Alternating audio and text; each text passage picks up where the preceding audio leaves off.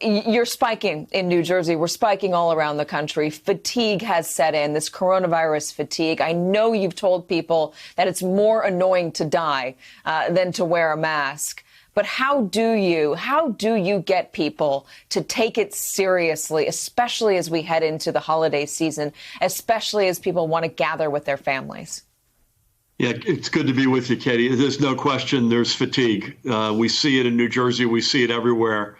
We just got to plead with people to remember the extraordinary job they did in the spring into the early summer. New Jersey, as you know, we've talked about this, got clobbered as much as any American state. We've lost over 14,000 confirmed lives.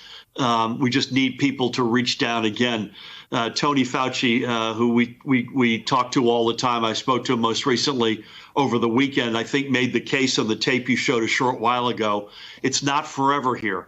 We're in a sprint for, I think it's measured in single digit, maybe 4 to 6 months, maybe even shorter than that. We just got to beg people to not let their guard down, especially we can enforce compliance if you're in the public square, but we're talking about private gatherings in one's homes. That's where we really need folks to bear down and to not let their guard down. Well, what was his advice to you, Dr. Fauci's advice to you, if things keep getting worse in New Jersey? Well, he said they are going to get worse. And in fact, that was Saturday, and they've gotten worse. We had another 3,500 cases today, 18 more losses of life. Our fatality rate is dramatically lower than it was, but people are still dying.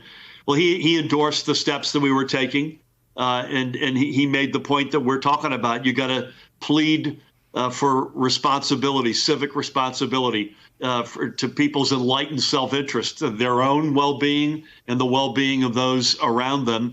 And that's what we're trying to do.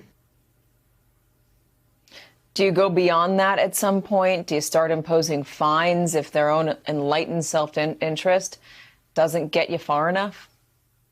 Well, we do that already, but my guess is you'll see more of that. Could we take more steps? Absolutely. Indoor gathering limits is something that we're looking at right now with a close eye. We want to make sure that we're balancing both mental health, which matters here, but also physical health in long-term care facilities. Our school situation, 2.5 months in, has been a bright spot. So that has been, particularly given we've got, hundreds of districts that are at least in hybrid. Some are still in remote, but that's been a bright spot. But all things remain on the table, Katie. Well, I'm glad you brought that up, because I know there are a lot of parents out there who are wondering if they can rely on the school system staying open throughout the rest of this year and into next year. Listen, I sure hope so. We have over 600 school districts. And so in the spring, when they shut, we let them do it one at a time. We reviewed their cases, and then at a certain point, we shut all.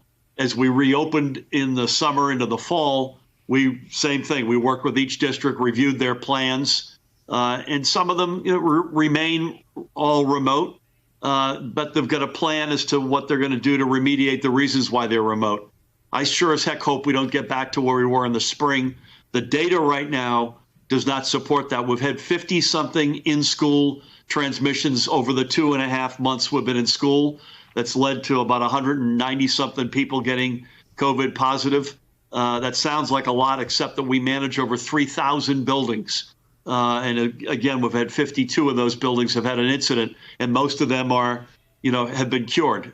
So we're hoping we can stay at it and get as much of the in-person educational experience that we can, as long as we could do it safely and responsibly. Governor, I want to ask you quickly on the incoming administration. Have you had a conversation with Joe Biden or anyone on his team about what your state needs when Joe Biden is sworn in as president of the United States? Yeah, we talk to them all the time. Ron Klain and I went back and forth overnight. He's somebody I've known for over 20 years. He's a good friend. He's been an advisor to us privately on COVID. As you know, he had the Ebola oversight experience, but their team up and down the line, it's a first-rate team, and we're in constant touch with them on COVID matters. What have you told them you infrastructure. Need? What's that? What have you told them you need regarding COVID? you need a national, we've found common ground in desperate hours with the Trump administration, and for that we'll be forever grateful. But we need a consistent national set of policies, face coverings, vaccine distribution, basically doing at the national level what's been left to governors to do. And we need, by the way, big financial federal stimulus still. And I know the Biden administration will support that. I sure as heck wish we could get there sooner than that. Hey there, I'm Chris Hayes from MSNBC. Thanks for watching MSNBC on YouTube. If you want to keep up to date with the videos we're putting out, you can click subscribe just below me or click over on this list to see lots of other great videos.